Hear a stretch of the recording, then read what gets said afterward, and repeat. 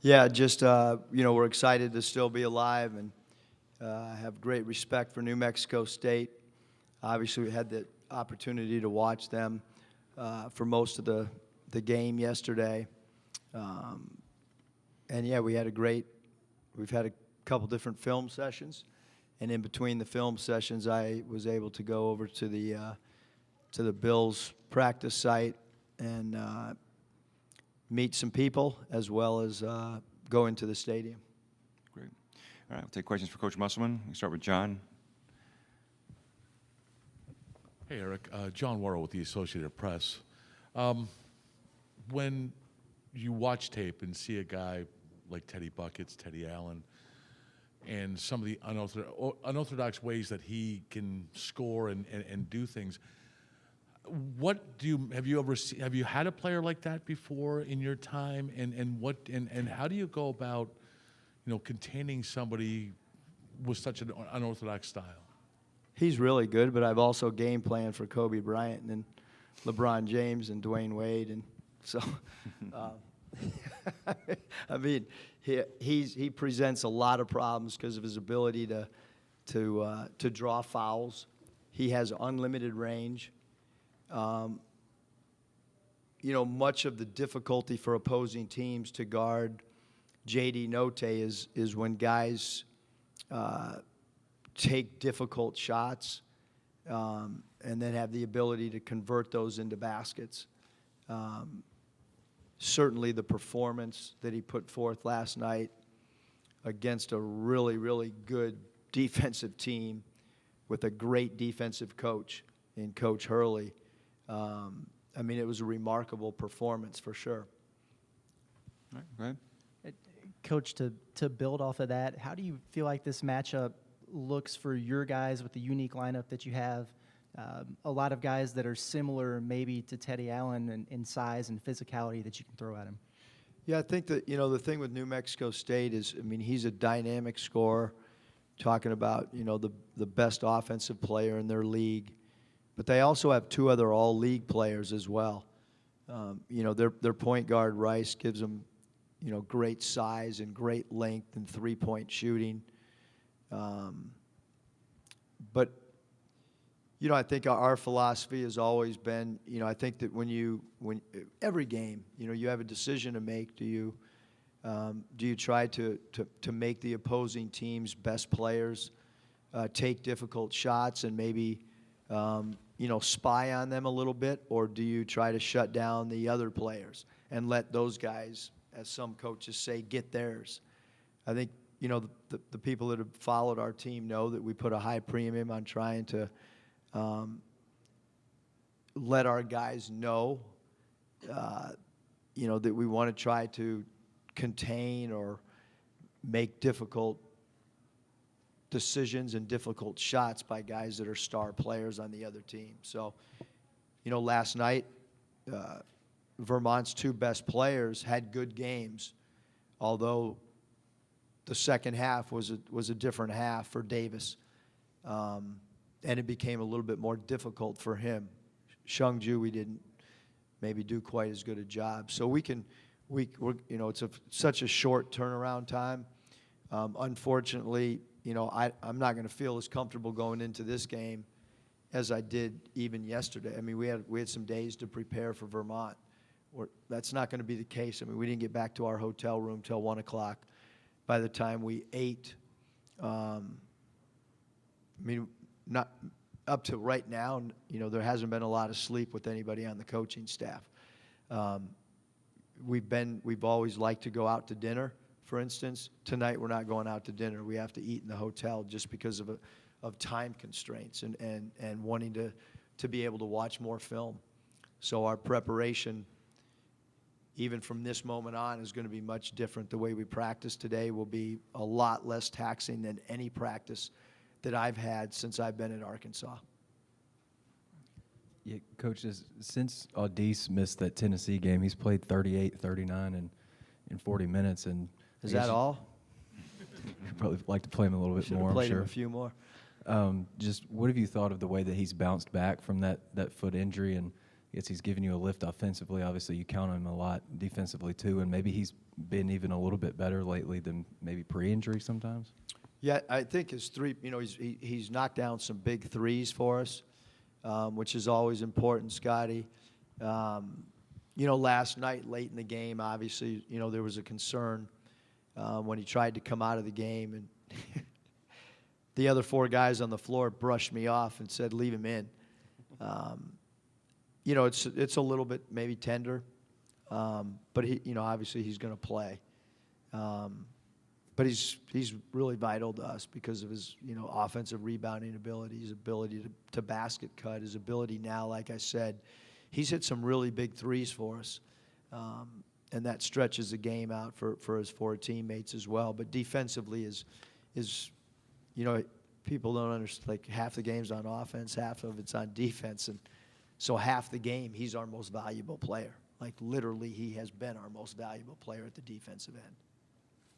Stephen Wagner, Las Cruces Sun News. Coach, whenever you're going up against an opponent who the last game had one player take almost literally half of their shots, he had 24 of their 50 shot attempts, do you feel like that's something that makes New Mexico State maybe a little bit one-dimensional, especially whenever you see the imbalance in the scoring just on the stat sheet? No, I was really impressed with it. I thought it was really cool, to be honest with you, that New Mexico State found a hot hand, and the other 4 guys on the team were so selfless that they kept feeding him. Sometimes teams will come down the floor and do that for 2 or 3 possessions, and then somebody will take a shot just because they think it's his turn. I thought what Coach Jans did and the guys on the floor was really cool. It was reminiscent of teammates understanding that a guy was cooking and to let him roll. So I don't look at it like it was one-dimensional. I look at it like it was freaking genius, to be quite honest. If we have somebody roll like that, we're going to stand around and watch him too go off. Hey, Eric, hope your shoulder's feeling better today. I wanted to ask a couple things about Devo. One, he played 20 minutes against Tennessee. I know he didn't play very well. And then he only played 5 against LSU in the tournament. I think that's the fewest minutes he's played in back-to-back games. Some guys who was playing as much as he did, they might, I don't know, sulk or pout or whatever. He didn't seem like he did that. He's played really well the last couple games. How do you think he handled that? Yeah, I think that, every game takes on a new identity. Every game takes on new matchups. I came into the game last night when I looked around the locker room, like, who do I, we're getting ready to go out and play in a building and on a national stage. Like, who do I know that's done this with me? And it's, Jay Will and JD and Devo. And so going into the game, whether it's fair or not, probably not fair, those were the guys that I was going to be comfortable with during the course of the game. And obviously the minutes that Devo played were starter minutes. Probably more minutes than a lot of guys that start across the country in this tournament so far. So I had belief, Bob, that he would be a competitor, try to help the team win. Because the one thing our locker room understands is when you lose, you're done, and nobody gets notoriety. It's over. And our guys want to continue. Everybody likes the limelight, or everybody likes the spotlight, or everybody likes to play another game. And the only way to do that from this moment on is to play as a team and to play with great competitiveness. And he's exemplifies that. I guess Mike put all these stats together. Devo's averaging 14.2 points in 5 NCAA tournament games. I think he's averaging 7 or 8 in the rest of the games he plays. Not bad, but obviously not double. Maybe we can put the NCAA logo on our floor at Bud Walton and dress up our road locker room with the same signage as we have here. But what do you think that is? They'd make you put your Pepsi in a cup, though. What do you think about? What do you think? How do you know it was Pepsi? Well, it might have been Coke. Whatever you're drinking. But What do you think it is about him that, he did last year, now he's doing it again? What is it about him that, he goes off like that in these games? I mean, some guys just have that it factor. Some guys just, some guys when they walk in a room are cool, and some guys on a basketball floor, when the lights are bright, play. And up to this point, meaning last year, it wasn't just last year in the tournament. I thought he stepped up like, at Kentucky when he walking out of a huddle and saying, I'm going to get a steal, and, gets a steal and a dunk. I mean, he because he's really confident. That's why he's able to do that. He has no self-doubt in his ability to play well. Go ahead, Mike. Mike Harrington, Buffalo News. Eric, before my real question, did you see your wife's Instagram story today? I don't really know how to use Instagram. I shouldn't say that, but whenever I go to Instagram, I need one of my two sons around me. What did my wife do now? Your head was superimposed on a tailgater jumping on a table outside the Bills game. Okay, we sure it wasn't really me? So the real question is, the Sabres I cover, they have forged a relationship with the Bills coaches and with Brandon, and coaches in general like to pick each other's brains. What did you want to get by going over there today, and what was your impression of just meeting with them and talking to them?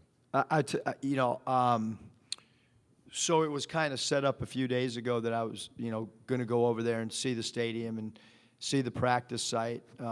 My wife is actually friends with Lorenzo Alexander's wife, Manjanit, and so she was trying to help me meet Sean, and then someone on staff, Hayes Myers, is actually related to Kyle Williams.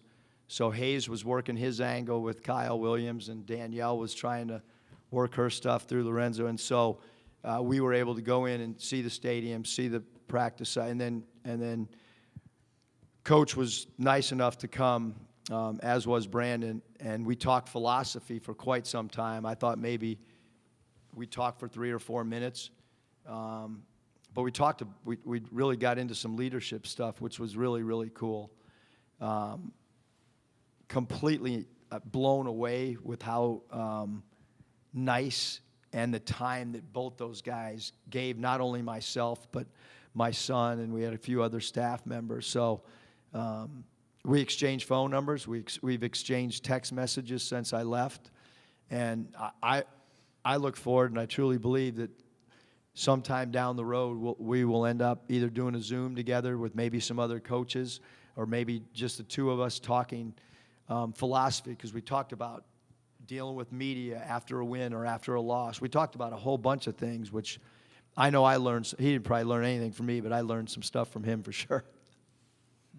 You over here? Hey, Eric, feel free to tell me if I'm maybe off base here, but do you get maybe some Mason Jones vibes watching Teddy Allen, just in terms of, like, maybe not the most vertically gifted athletes, but crafty and just wired to score? Yeah, I think that's a great comparison, Scotty. It really is. I don't know where you want me to go with it, but I'll give you an A+ on that observation. Yeah, I was just giving him the ball every time and trying to tell everybody to get out of his way. So, I guess, both guys will break plays, and create for themselves. And we showed a whole highlight clip today of his passes too. Like he knows how to thread the needle on a bounce pass. In pick and roll coverage, if you jump out there too early or too quickly, So yeah, I think there are a lot of his transition ability to score. Like, where are you going to pick him up?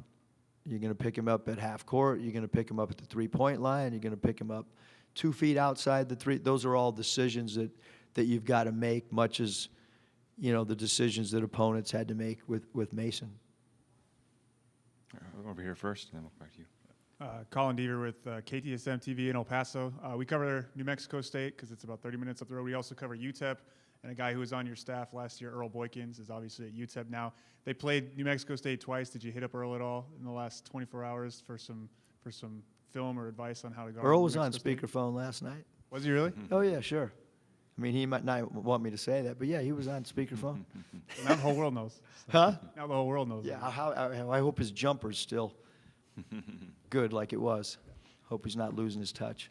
Go ahead. I was just kidding about the NCAA Cup, and you guys are cool with that. And I think you were drinking Diet Coke. I think that's the official Coke, the soda or whatever. But you guys only had 5 turnovers last night. I didn't know. Mike told me that's an NCAA tournament record for Arkansas. It's played, like 7. Mike was actually doing his job. Yeah, I was sitting next to him. He was telling me stuff. But that's an NCAA record. Obviously, Arkansas's had a lot of good teams, and before the shot clock and three-pointer and all that. But what'd you think about only having 5 turnovers? And Stanley plays 40 minutes, and he basically fills up every category except turnovers. He had 0. It's hard to turn it over when you shoot it when you got it. I guess what would you think about his game, ball handling wise, and what did you think about how your team handled the ball? Stan was awesome. I mean, he keeps getting better and better and better and better with each game. And the one area that we wanted him to improve on was taking care of the ball, was ball handling. That's been a big part of his player development since he's arrived on campus. And he's doing ball handling drills throughout the course of the summer. He's basically gone from a power forward / small ball 5 to playing the 2-3 for us. He's improved so much defensively and improved on valuing the basketball as well. He's become a complete player. When he came to Arkansas, he was a dominant offensive player, and I think that's how maybe internally he valued his importance to the team was scoring. Now he understands blocking shots, not turning the ball over, extra rotations, stunting if the ball is dribbled. All those things have become part of his game. And although my dad is not living anymore, we don't play the style that he would like, but he probably would have really liked us not turning the ball over, because that was like a staple of his, and because he was a football coach. And obviously in football, turnovers kill you. But to have only 5 turnovers in a game, especially against a team that Vermont's so well coached. I mean, I can't compliment, the execution that they have on both sides of the ball. So 5 turnovers, incredible. Chris James was just in here telling kind of a funny story that his first interaction with you was, I think, many years ago at a Final Four, and you guys were basically working out next to each other on a treadmill, and he basically said, you were lapping him tenfold. Do you remember that at all? I mean, I lap a lot of people. No, I'm just kidding. I do remember it. I mean, I can, the cool thing about, Final Fours and coaching conventions, or if it's the Nike retreat, is you develop some relationships and some funny stories and outside of the competition. But Coach, I have incredible respect for him. Like, his teams are always tough. They're always hard-nosed. They take on his personality. I think he's one of the best coaches in the country. I like what he does with his team offensively. They're always tough on the backboards. But yeah, I do remember. He was sweating pretty good too. I don't know if he told you that. All right, any other questions for Coach? Oh, here we go. Hey, Eric, I had a follow-up on Devo, too. How much did that run that he helped you guys go on? I mean, he played so well last year in Indianapolis. How much do you think that helped him have a real good game last night? Yeah, I think for sure, Bob, that he's probably sitting in that locker room pre-game, and he's probably looking around, and he's saying, hey, Jay Will and JD, like, we got to play, because those are the guys that had proven it at this level, at this stage. And he stepped up to the occasion. I mean, with JD out, like, we needed somebody to score, and we needed somebody to run our offense and do it with precision and not turn the ball over. So when you bring up the 5 turnovers, and then you add in the fact that JD Notae was out for a lot of the first half, who's our primary ball handler, tells you the job Devo did really on both sides of the ball. Yep. Okay. Eric, if my research is right, I think JD's scored 10 or more points in the second half 8 times this year after he's picked up 2 fouls. in the first half. How does he do that? Is it just you guys being more deliberate with shot selection and, he's kind of running things, or does he just really regroup at half? I mean, I think he gets to regroup, but I mean, he's if we went and played right now, he'd figure out a way to score 15. I mean, he could be dead tired.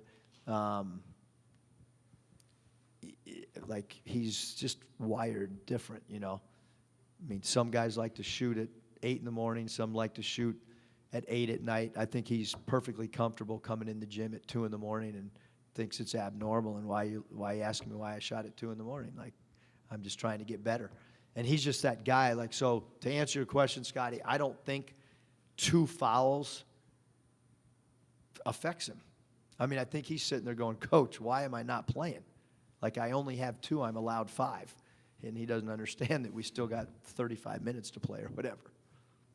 It's that time of year as college basketball takes center stage with the tournament finally upon us. If you're looking to wager this year, BetOnline is the #1 spot for all your updated odds and info, along with great contests, including the bracket contest, where you can have a chance to take home the top prize. Head over to the website or use your mobile device to sign up today and receive your 50% welcome bonus on your first deposit. Just use our promo code BELIEVE to get started. That's BLEAV. BetOnline is your continued source for all your sports wagering needs, including live betting and your favorite Vegas casino games.